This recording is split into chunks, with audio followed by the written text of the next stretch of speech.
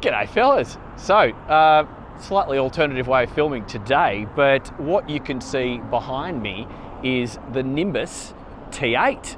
Hopefully you've already worked it out, because if I'm filming this boat right now, it means very soon, you and me, we're gonna go for a drive. We're gonna take this thing for a burn. We're gonna go out into the ocean and put it through her paces. Nimbus, if you're not familiar with the brand, the Nimbus brand, they're from Sweden, and think Riviera quality. It's the Riviera of Sweden. So these guys have a wonderful range of boats. I'm super positive about this whole range. The T series in particular for the Australian market, which really favours the outboards, twin air stepped hulls, great performance in choppy water. So who is this a competitor with? I would say the Axopar 25, the Quaken 27, and the Saxdor 270 would all be boats that are in this sort of genre. You could even say the Hydrolift X26, although that's a much more speed performance focused boat, so not exactly in the same category.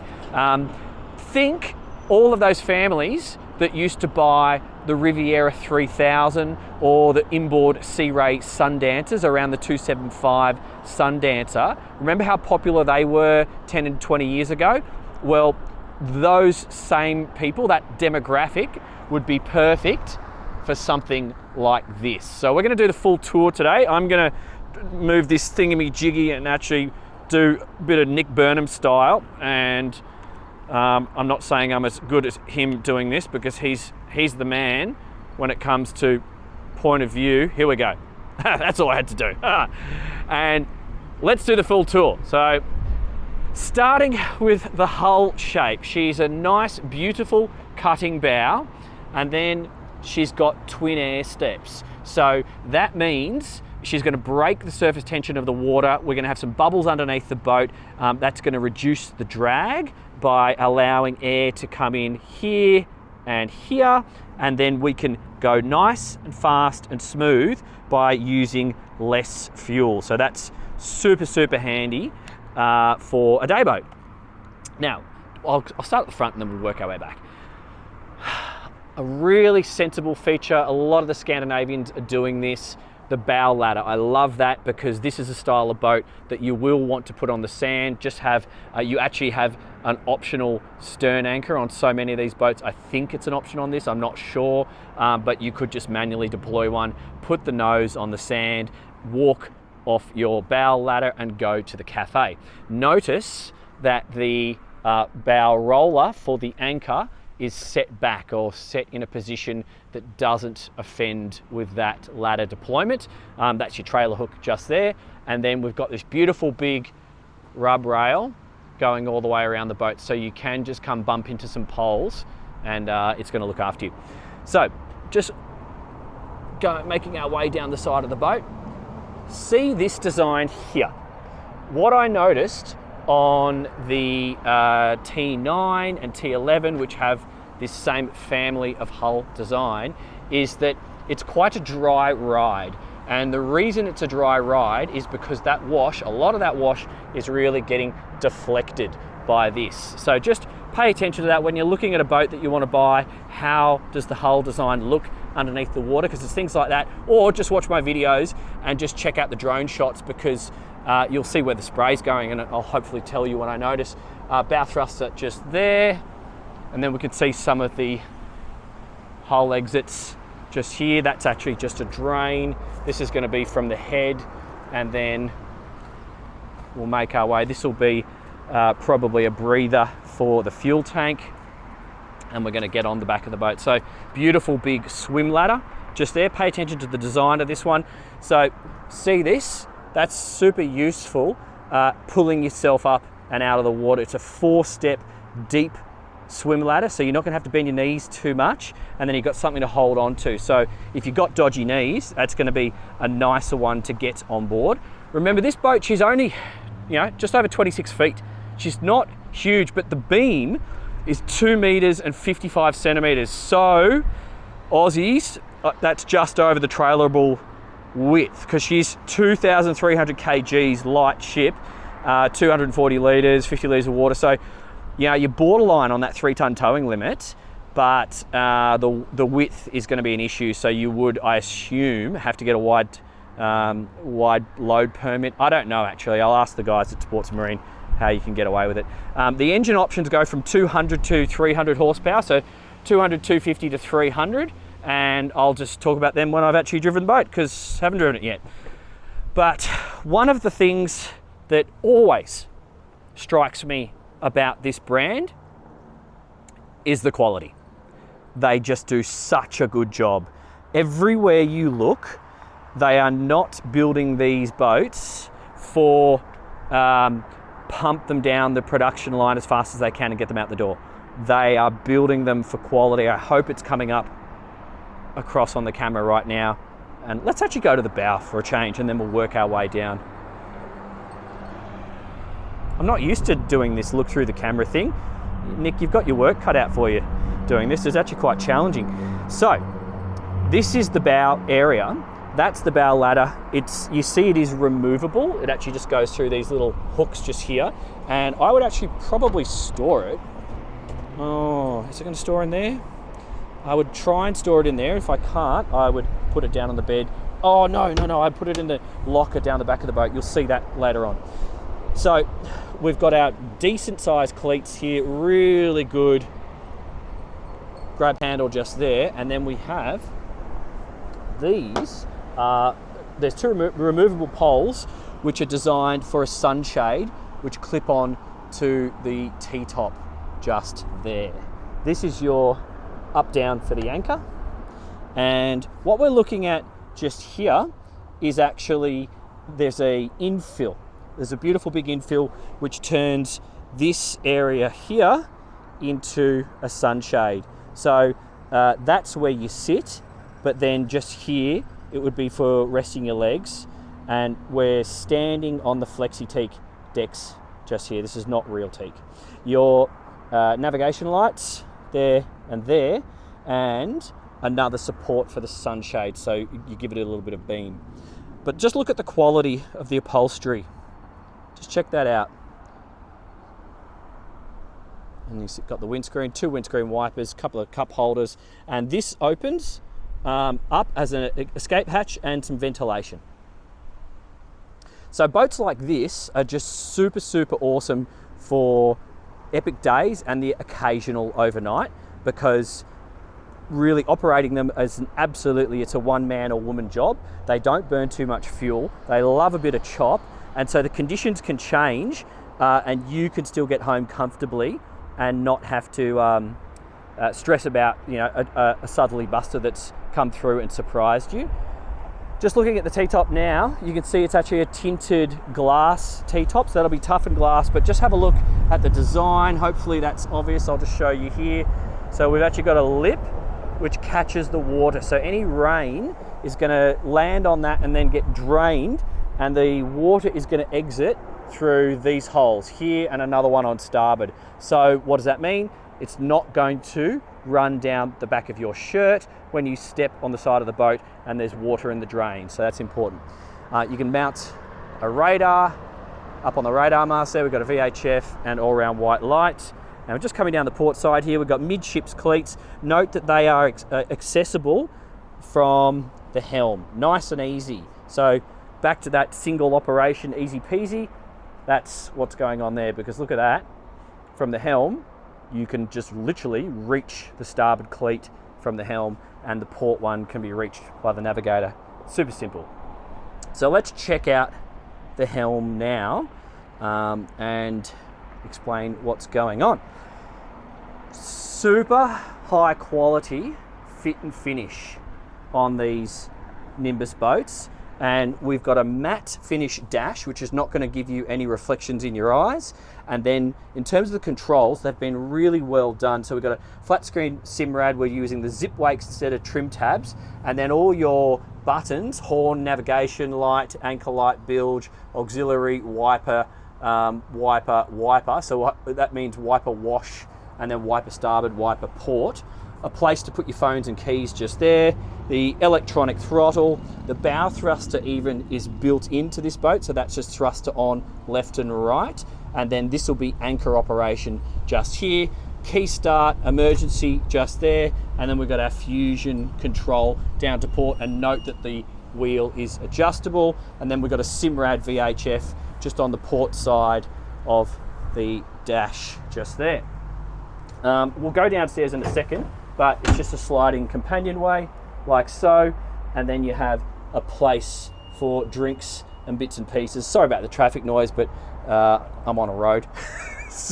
As you can see here, so not used to what I normally do, but anyway, so just pay attention to the stainless steel support for the T-top, because it's been really, really well done. So look at the design here and all the extra support we have from movement forward and aft, and then left and right, port and starboard. So this is going to stand up to the test of time if you are the sort of person who's going to bash through a few waves. And then also notice that this forward structure here is in line with the pillar of the windscreen, so it's not really messing up too much of your sight lines. So that's handy. Then as we look back, the roof stretches back to a distance of about, let's try and get that into shot. Okay, can you see that? So it's ending just about there on this seat. So people on this seat are going to be exposed to the wind and the sun, but the people on the driver and navigators are completely protected. Now, one of the things that I like about this layout is it's super clever. So we've got it in the driving function right now. See that? So seats facing forward, you'll get 3 people across this back seat, 3 adults, no problems, and you've got quite a bit of leg room here too. But then when you want to have some lunch, so what you do is you spin these seats around. They will spin around face aft. You fold out this table. I wonder if I could do that with one arm. Okay, I'm not going to do that. But this table folds out and deploys, and then we have a setup for 5 people for lunch. 4 more comfortably, but you can do 5. Now, once you've had lunch and you want to do a little bit of sunbaking, they've got you sorted as well. You just have to come down here, and so just do this bolt, and then this goes like this. So there you go. So that just turns into a whole lounge, and that's good for 2 or 3 people when you're doing your water activities. How cool is that? So since we're here, I'll just point out some of the other bits and pieces. We've got some cockpit drains. These are self-draining decks. I have checked. That's wastewater out. With high quality speakers there. Fender storage is going to be just in here, like so. And then we've got our ski pole, which is a great grab handle just above here. And you can trim the engine up and out of the water, and it's not going to interfere with that hole just there. Stepping across to port, you go down this one little step here, and then we have another fender holder or fender locker just here. They are drained. Okay, you can see the removable flagpole on port. Get a decent sized flag on that. And in here is really cool. So that's in sun lounge mode, like so, but when you want to stow fenders or gas struts everywhere, that's a place to stow some fenders. Okay, yep, you say that's handy, excellent. But it's also access to your water in for your 50 litres of water. But what Nimbus have quite cleverly done, see if I can do this. Tell you what, Nick, my hat goes off to you doing this with one hand. It's not that easy. You make it look simple. Okay, so I just want to pull all this off. The attention to detail down here, guys, is fantastic. And if you need to work on something or get someone to work on something, it's awesome. So what are we looking at? Fuel filter, great, nice and easy access. Fridge motor, that black one just there, excellent. That looks like my water tank just there. That looks like my power steering just there. We've got bilge pumps, electric and manual just here. Underneath here, I had a look in there before, there's our batteries. So that's going to be probably the house supply, because this looks like the crank just here because we're single engine. Then look at all the plumbing in the one place. Look at the fit and finish in the places where most people don't look. I hope this is coming up on camera, guys, because it was, I'm telling you now, that's quite impressive. Even the way the fiberglass has been finished off in areas that ordinarily no one is going to look. Your swim shower, cold water only, exits just here. That's where you would access it from. So that's just really impressive. It keeps a lot of that stuff in the one place. So working on the boat is nice and simple. I'm not going to put that back in place just now because I'm just got the one hand. I'll do that in a second. So it's just press studs to put these back in place. And there are covers which go over all of these seats and over the dash individually. And there's also clears similar to the W9 just next to me here, which enclose this whole area. But it doesn't end. Okay, so now we're looking at the leading edge of this aft seat. That's the isotherm fridge that we saw the motor for just there. So it's just a regular fridge just with this little pull-out drawer thing. And then if you lift this seat up, we have your batteries, switches. So they are accessed just in there. And this is not a bad place for a safety grab bag because that's on deck, easily accessible, and it's the kind of thing you could just store there all the time. And I think that would be sensible. So that's cool. Then if we look down, we have our subwoofer. So the sound on this boat is going to absolutely pump. And if you just pay attention to these little stainless steel thingamajiggies, so they are, instead of a press stud that will sit in the water because it's low down and rust, they are a neat little design with a thing just goes in there and slides across and it holds your clears in place. So it's just a better design than having a press stud in that particular location. We do have cockpit lights, which are maybe easy to see. That's what they look like. They just face down. And then let's have a look at the helm seats. So I'll come around the other side. Alrighty. So super high quality. We have flip up bolsters like that, and we got this grab handle in the middle, which is actually providing support to the table, but it also serves, I wonder if I can do this with one hand. I'm going to try. It also serves as basically a handle, because this is a huge big hatch. So I've got my fire extinguisher. I have a footrest for the navigator just on port. You can see that just there. But this also, how do I do this? Let's see. Oh, it's heavy. And then the gas struts take over, and they're very strong gas struts. So they're not hiding anything. Isn't this great? So underneath here, we've got our 240 litre fuel tank. Nicely done. Encapsulated in this glass setup. That's cool. And then you can also see access to your water pressure pumps on port, and then your fuel distribution on starboard. So that's cool. And then the gas struts to lower this, just watch toes. Oh, actually, I'm not even going to try and do that right now. It's too heavy. Okay, so more access. I can see the fusion inside here, and then that's just wiring loom going to the dash.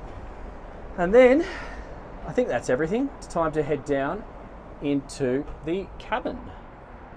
So you slide this companionway open and you are welcomed into this typical Nimbus high quality fit and finish. We've got this little sink and teak little storage door there that opens up, nicely done. It's a place for your phones, wallets. You've got LED lights on the roof, and you've got even drink holders and reading lights down the side. I hope you can see that. I haven't actually turned the lights on because I'm not connected to shore power here. So you got all your little Nimbus bags. All the boats come with, you know, Nimbus branded gear. Those are the poles, which are for the sunshade. That's the sunshade itself for up in the front. And then just pay attention to, this is the ventilation slash emergency escape that I was talking about. So that's cool. And then just get a feel for the quality of the timbers. I really hope I'm conveying that well with this camera. And we have this neat little head. So, yeah, many of you looking at a boat like this probably have either not had a boat with a head before, or this is an addition to your fleet. So this is at the higher range of the quality fit and finish of many of the boats that I test. Yeah, you can put that Quark in a similar level, but I would say the Nimbus is still at the top. I'm just actually going to sit down. It's not the biggest head, but you're not going to get that on 26 feet. So that's me. Okay, that's me sitting up. I'm 5'7". I've got, you know, an inch or two above my head. There's my legs. I've got a little bit of leg room. The door is perspex, so no one's going to see through it. A little light through, but you're going to have plenty of privacy. That window is fixed, so for ventilation, you really only have ventilation through this door here. But look, it does the job, because without it, your day is going to finish a little bit earlier. So that's probably it, guys. It really is just a little sneak peek. This is the first one in the country, so I was just keen to bring this to you guys. It's going to be at the Sydney Boat Show in a couple of weeks' time, and post Sydney Boat Show, I will be getting an opportunity, thanks to the guys here at Sports Marine. There's 6 Nimbuses here today. It's full of Nimbuses. Yeah, I'm going to get an opportunity to test drive this boat, and we're going to take it out in the ocean, and I'm going to find some waves and do my best to demonstrate the quality of these hulls, because in my experience now, from the T9 to the W9 to the T11, every single Nimbus boat that I've tested has just been top-notch piece of kit. So if you're the sort of person looking for that family day boat, looking for something that's affordable to run on fuel, and looking for something that you perhaps want to keep for a number of years, if that's important to you, something that's going to look after you in terms on the quality spectrum, then these Nimbuses, in my opinion, are probably one of the top boats you should be considering. And yeah, just a great, in terms of this size, a great stepping stone to anything, because your barriers to going boating for the day are going to be minimal, because let's face it, it's a pretty easy boat to set up and pack down. You're not going to be burning a lot of fuel, so why not get out there and have some fun? See you on the next one, guys. I'll link to some similar boats right now if you want to do some comparisons. Thanks very much. Don't forget to subscribe, support the Patreon, and look forward to bringing you lots more tests in the coming boat show season. Let's do this.